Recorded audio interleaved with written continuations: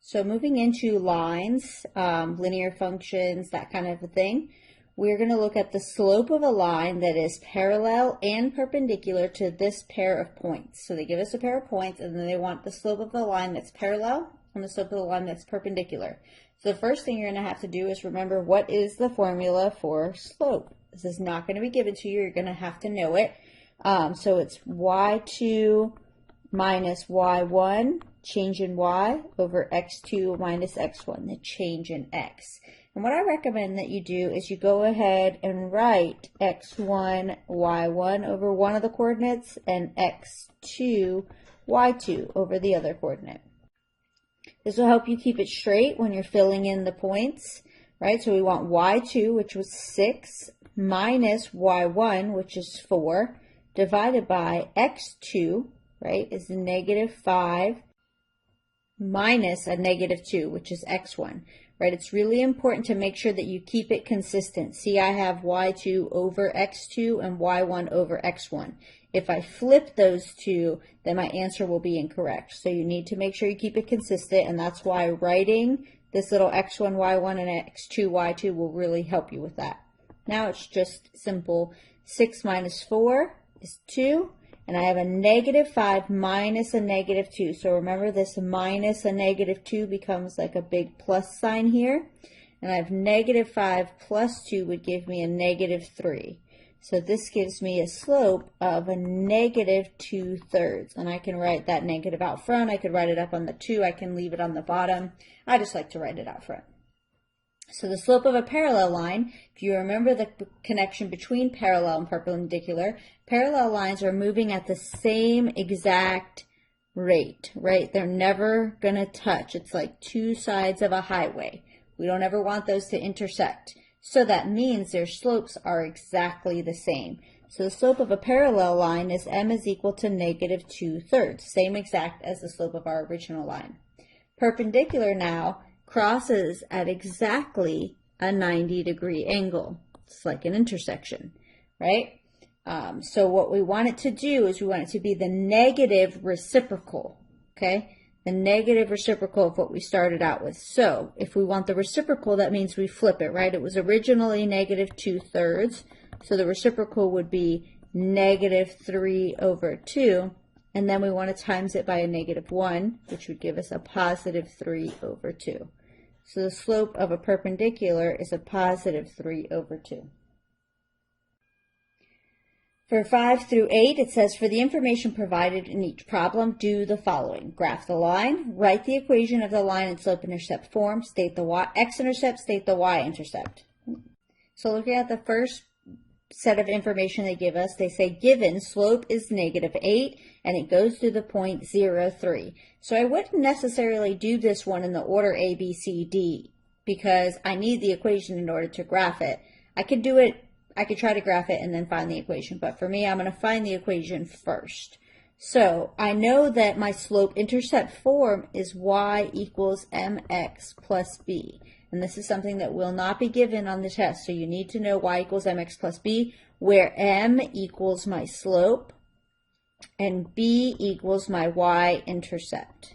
And remember, your y-intercept is always a coordinate that's 0, b. So for this particular problem, they already gave us m and they gave us a slope-intercept. So we can just write the equation.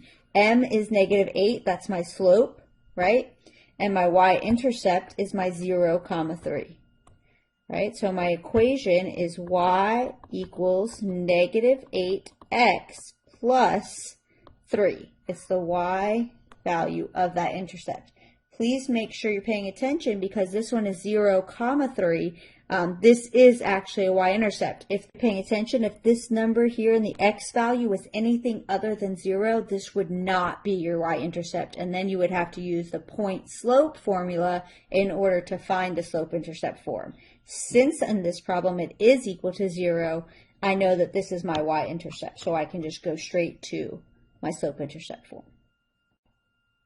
So now, moving into the x and the y-intercept, you could jump down here to the y-intercept because we already know from our equation that this is 0, 3. And if you'd like to go ahead and put it on the graph, you can. Remember, 0, my x is my left to right, and my y is up and down. So 0, 3 is 1 point. Now for my x-intercept, I have to actually solve for that. And my x-intercept is when y is equal to 0. So what I'm going to do is take my equation and set y equal to 0. And I'm going to solve for what is x when this happens? Subtract 3 from both sides. Negative 3 equals a negative 8x. Divide by a negative 8.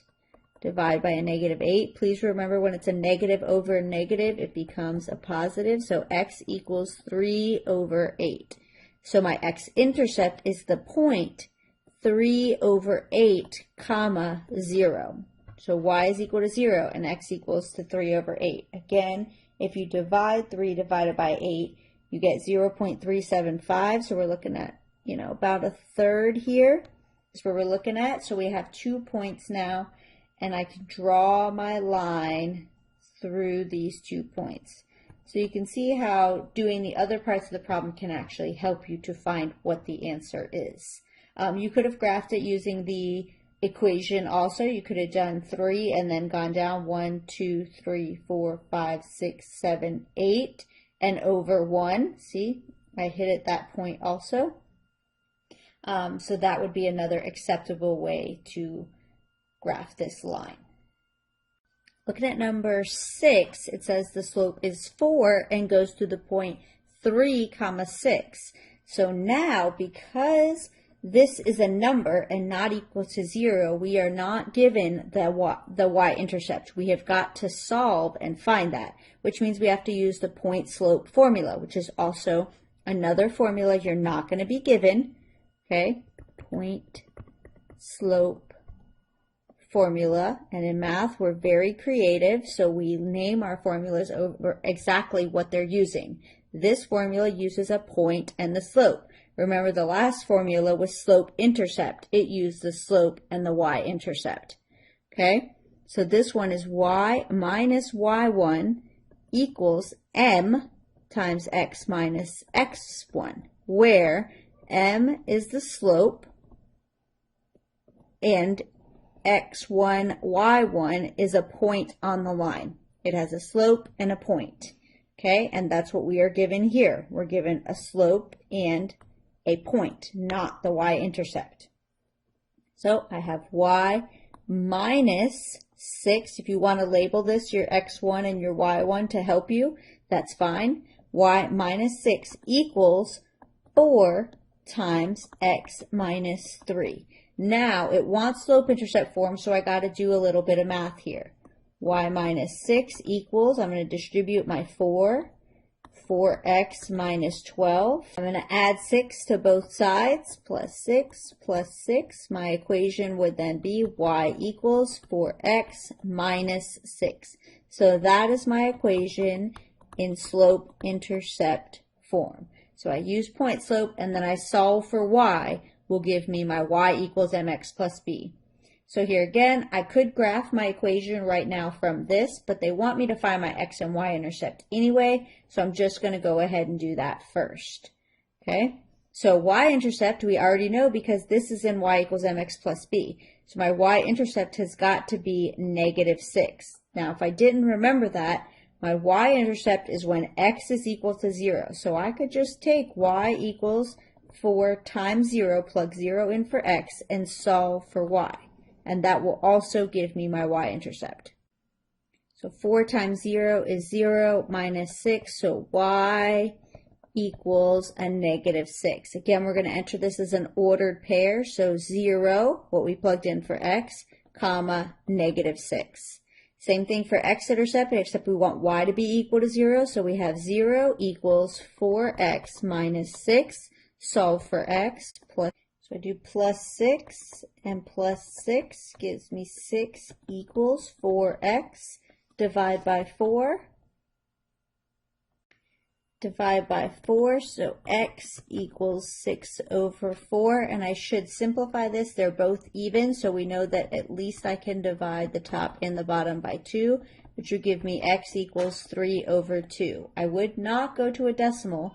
MATLAB will not like a decimal, right? So my answer would end up being 3 over 2 comma 0.